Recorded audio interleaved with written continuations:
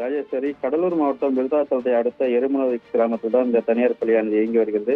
தலைமை ஆசிரியர் ஒரு வருடத்திற்கு முன்பு தனது வகுப்பில் பயின்ற மாணவிக்கு முத்தம் கொடுத்ததாக அது சமூக வலைதளத்தில் வெளியானது. அதைத் தொடர்ந்து அதன் பிறகு தற்பொழுது தலைமை ஆசிரியர் எழில் பட்லிப் மாணவிக்கு முத்தம் கொடுத்த புகைப்படம் வாட்ஸ்அப் மற்றும் இணையதளத்தில் பரவியதால் மாணவர்கள் மற்றும் அவர்கள் உறவினர்கள், பெற்றோர்கள் அனைவரும் சென்று அவரை கொடூரமாக தாக்கினர்.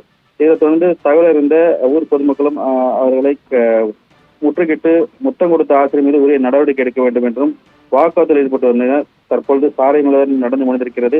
இதைத் தொடர்ந்து காவல்துறை கண்காணிப்பாளர் ஆரோக்கியராஜ் தலைமையில் பள்ளி வளாகத்திற்கு வந்து சென்ற மாணவியின் உறவினரிடமிருந்து தலைமை ஆசிரியர் மீட்டு காவல் நிலையத்தில் விசாரணை செய்து வருகிறார்கள்.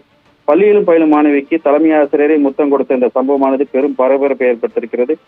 உரிய அவர் மீது நடவடிக்கை எடுக்க வேண்டும், அதே போன்று அந்த பள்ளி நிர்வாகம் மீது நடவடிக்கை எடுக்க வேண்டும் உள்ளிட்ட பல்வேறு கோரிக்கைகளை வைத்து தற்பொழுது நம் மாணவர்களும் அந்த ஆசிரியர்கள், பொதுமக்கள் உள்ளிட்டோர் அனைத்தவரும் அவரை தாக்கி தற்பொழுது அவரை போலீசார் மீட்டு பாதுகாப்பில் வைத்திருக்கிறார்கள். ராஜேஸ்வரி, விவரங்களுக்கு நன்றி பார்த்தசாரதி.